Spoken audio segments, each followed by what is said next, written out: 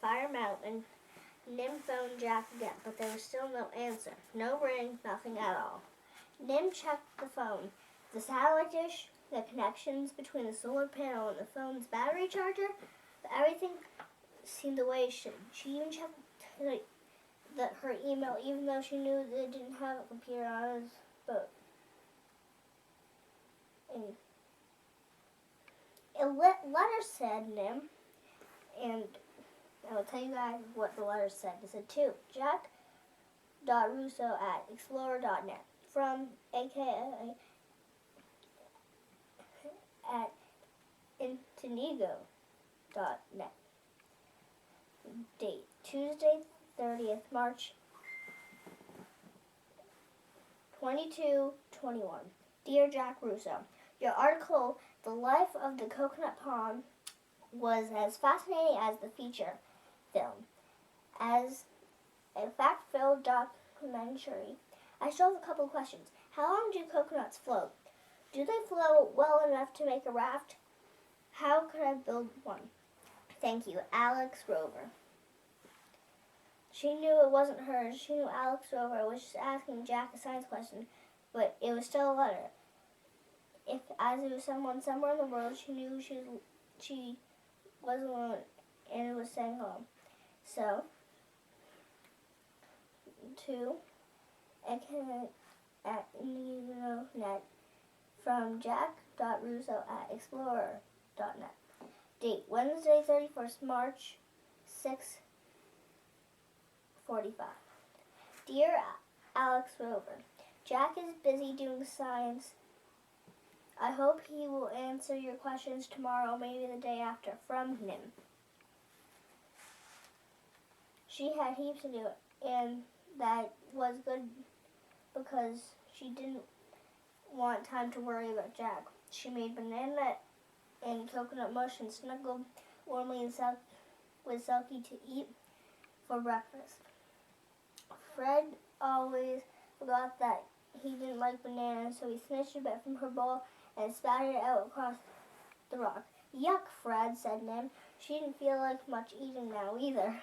She watered her garden with bamboo pipes trickling coolly from the pool. She towed wagon loads of seaweed to spread around the plants.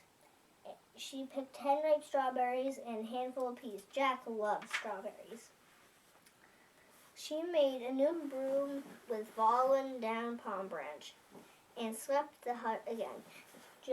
She filled in Jack's chart with the big no across the space for rain and the numbers for barometric pressure and the sea temperature, and east for where the wind was coming from. She wished it would turn around and blow Jack home. And she climbed the tall palm tree just in case she could see white sails, and then when she couldn't, her stomach tied itself into a hard, tight knot. When she was on being busy, she mixed up dough to make some bread. It grew swollen and puffy as she punched it hard in the middle, oofing the air out of the puffiness. In the knot out of herself, she punched the rolled it and do it over and over until her arms were floppy and the dough ball was smooth. Then she wrapped it in fresh banana leaf and carried it to the hissing stones where Fire Mountain met the rocks of Keyhole Cove and fountains where steaming water sometimes shot high and wild in the air. Today it was just a small yellow pool splattering tiny bubbles around the rocks, too hot to touch, hissing the steam from every crack and the smell like a rotten frigate bird egg smashed on the beach. Nymph squatted the edge out of the way of the wind and stink. She shaped her dough into 8 flat pancakes and flicked them one by one into the hot rock. What Nim liked to do best about cooking bread was watching the dough mix from dry flour, yeast, and water puff into warm, fresh bread. Science, Jack said, but Nim thought it was magic. Today was nothing. Today, when the bread bubbled and puffed into the middle, it didn't even make her smile. When she flipped it over, with her bamboo flipping stick and then neatly back into her banana leaf. It was just bread, because cooking bread was what she had to do today. And if she did everything that she was supposed to do, then Jack would come home tonight and everything would be all right. So she went on to doing jobs, busy, busy, busy all day. She heaped fallen branches into a bonfire. Beach come from the black rocks of Keyhole Cove to Shell Beach in front of the hut, and then from the sand to Turtle Beach right into the fern-shaped Bird's Cliffs at the end. And she found 3 giant seeds shaped like hearts, 10 new seashells, and half of a wooden paddle. That made her think, oh no, but it wasn't with Jack's. Suddenly she was too tired to do anything more. She made a banana sandwich and curled up on the rock between Silky and Fred to read the last chapter of her book. When she was finished, she felt happy and sad at the same time. Because the ending was warm and smiley, she didn't want to say goodbye to the people in the book. I'll read it again and decide. And read out the title loud as she's never seen before. Mountain Madness by Alex Rover. Alex Rover, she shouted. Fred fell off the rock and Selkie honked crossly at being woken from a nap. Sorry, said Nim. She opened the book again and unfolded the newspaper bookmark. Alex Rover, author of Hero. The most famous writer in the world has written a new book, Mountain Madness. Papyrus Publishing, 1595. Cliffhanging adventure, romantic love story. Read it and you think you're living it. You'll feel a cold rush of wind as you jump out of the plane. The sweat on your palms as you rappel down a cliff. So Alex Rover is the author or hero. He couldn't describe these adventures if he hadn't lived them. But Alex Rover is not your typical show action man. Anyone lucky enough to meet him will find a very special human being, a mountain climber who finds poetry on the peak, an explorer who sings the glories of stars. Unfortunately, meeting him is not easy to do. He refuses to give interviews or photographs. Delilah Defoe, his editor at Papyrus Publishing, claims she has never met him or even spoken to him on the phone. We correspond by email, she says. We correspond by email, Nim repeated. It sounded like important fight. I correspond with Alex Rover by email. Selkie said, Alex Rover is a hero. Fred, she added, I correspond with a hero? Selkie and Fred looked confused. They liked it when Nim used words they knew, like coconut and fish swimming in Keyhole Cove. Nim was happy. If Alex Rover could survive all those wonderful adventures, so could Jack. He'd be home tomorrow, just like he said.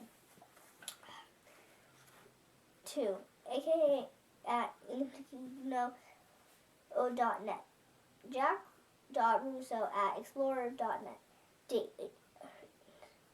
Wednesday, 31st March 1827. Dear Alex Rover, Jack is still late, but I hope he will be home soon. I'm glad you are a hero because Mountain Madness is the best book I've ever read. It's like a real life expect more exciting and everyone is so brave. And because it has happy ending with a hero and a lady find each other and fall in love from them. 2. Jack.Russo at Explorer.net. From AKA at Incognito.net. Wednesday, 31st March 1332. Dear Nim, aren't time differences funny? When it's nighttime where I live, the sun's coming up for you. You're living in my tomorrow. The other funny thought is me being a hero. I'm as unhero as anyone can be. I climb mountains if they're made out of paper and swim rivers if they're in my bathtub with lots of bubble bath. I'm not even brave enough to talk to a reporter. That's why I make up stories about me. One reporter even made up a name and called me Alexander. Yours, Alexandra Rover. Nim had never heard the name Alexandra. Alex Rover had never thought anyone could be alone on a tiny island in the middle of the ocean. And so Nim went on thinking that Alex Rover was a man. And Alex was thinking that Nim was a girl. And at home with her mother and maybe brothers and sisters, cousins and friends, that they both thought that they understood each other perfectly. Far, far out in the ocean, a sailboat drifted on its deck. A man lay sprawled like a boxer who lost a fight.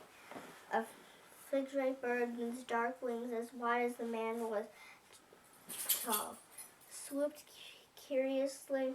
Jack opened his eyes. He was hot, thirsty, and sore all over. When he scratched his beard, his hand came out rusty with dry blood. He sat up and remembered he'd been sitting on the deck, watching the plankton glow on the nighttime waves. Suddenly a storm had come roaring, and he pulled down the sails, but the wind didn't care. It threw the boat sideways, and he'd reached for the satellite dish, and it smashed into the deck. Now there was a cut on his head, and the satellite dish was gone.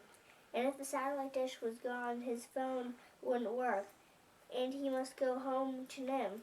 Jack's head hurt, his legs wobbled, but he staggered to the tiller. He pushed the tiller, and then he pulled it, but it swung loose, and empty in his hand. And he knew his rudder was broken. If the rudder was broken, he couldn't steer. And if he couldn't steer, the boat was just a big piece of driftwood.